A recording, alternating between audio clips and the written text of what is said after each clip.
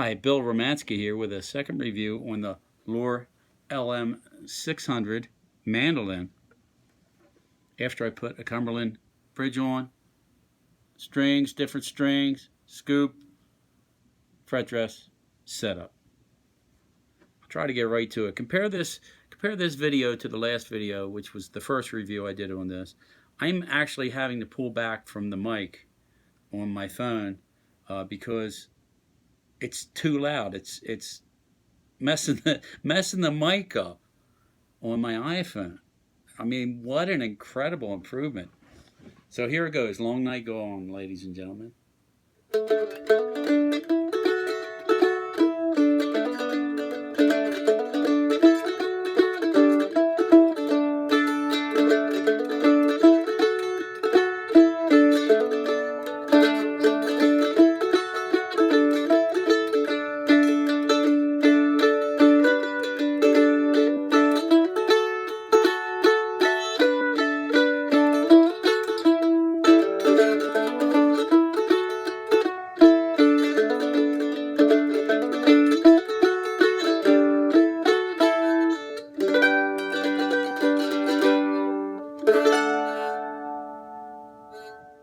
Oh, let me hit that. I buzzed it.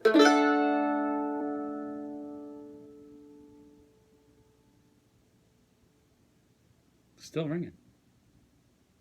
Just stopped. And then here's the little quick picket.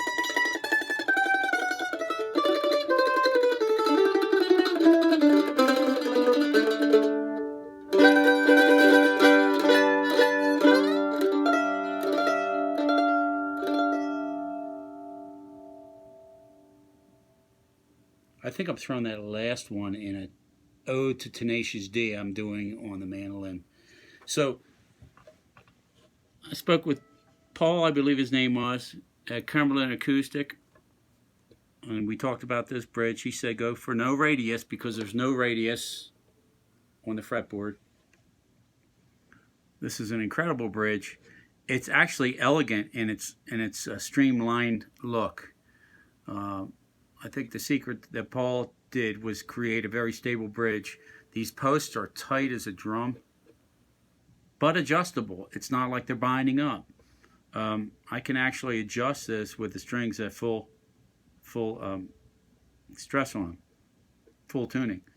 Paul told me the story about how he moved his whole family to Nashville because he got a job as some kind of manager at I don't know if it was a line manager or what at Gibson Guitars, and then Gibson pulled up stakes, so he decided to start his own company. And God bless him, he's doing a wonderful job, and he's actually doing a service to the musical community with what he's accomplished.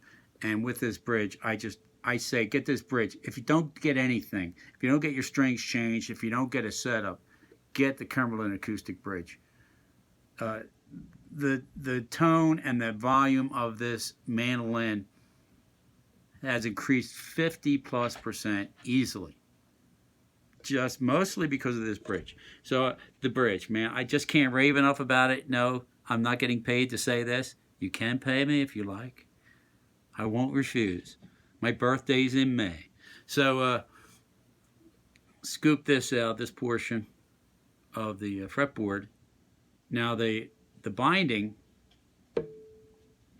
was kind of funky down there, so I just touched it up around the edges with some with a magic marker, black magic marker. Dressed the frets,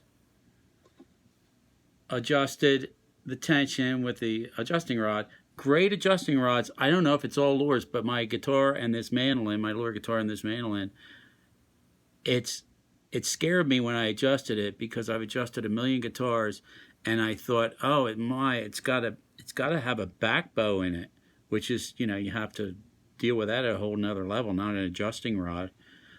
It was that easy to adjust, but it never lost, you know, the snugness. It just was an easy adjustment. It wasn't hard at all. Nothing rattling around in here when I hit it. So they have I think Loar came up with some type of superior adjusting rod system. The strings, somebody on Mandolin Cafe, God bless you, sir, whoever you are. Phosphor bronze, stainless steel, phosphor bronze, stainless steel, right down. Every other course is stainless steel to the phosphor bronze. I put on 012s. I think it had 11s when I bought it. The first review was straight out of the shipping package and straight out of the case. It was used, but I think it was all factory configuration, factory setup, factory string types. I think they were 11s. So you can compare this review, and I can't laud this bridge enough. I really can't. You can compare this review with the original review, and you can find out. Now, in the original review, I was way up here on this mic as well, so understand the difference in volume. And I was playing harder on the first review than I was on this. I was just kind of tapping it here, hoping to get that bark that I saw Chris Thile getting on his $250,000 mandolin. Man, what a player and what a mandolin. His Lloyd Loar, what was it, 1920 some? His 28 or 26, whatever it was. So I want to thank all the folks at Mandolin Cafe. I wouldn't have bought this particular model without their help. I had a limited budget, and I wanted to come in under it. And this Loar LM-600 mandolin is really the best bang for the buck. It really is. You know, if I could have afforded another $1,000, I wouldn't have gotten it, but I couldn't. This was $675 used with a case. You know, one of those foam cases that are pretty shock-proof. One last thing I will say, I bought another LM-600 on eBay, and it's from one of the power sellers. The last two deals that I've had with power sellers have just, you know, the guy sent me a broken mandolin that was repaired badly. He called it excellent condition. Played like a brick on the last deal, and I had bought a classical guitar from another guy, another power seller, that was just a piece of junk. He put crazy glue under the bridge, and he wouldn't call it CA, crazy glue, cyanolate. He called it something or other, and that's standard in the repair industry, right? So what I did, though, so I've cut off the power sellers personally. That's just my personal thing. What I did was I looked for somebody that wasn't a power seller, that was a private owner selling his mandolin. And I'm glad that I thought that through instead of just refusing to buy eBay anymore. There are a lot of good sellers on eBay, but in my world and in my experience, the sellers, the good sellers of used instruments tend to be individuals who are just selling their own instruments. And I'm going to stick with that for my used instruments. I try to buy used because it's a real value, and I know how to work any stringed instrument over. I've even worked over the brass section before, but any string instrument I can work over, and I'm just glad I stuck with eBay and went with a truly private seller, a guy selling his own personal instrument. So, folks, God bless you. I hope this review helped in your choice, especially for this Cumberland acoustic bridge. It'll show up on Mandolin Cafe and other websites and forums as a CA bridge. CA bridge.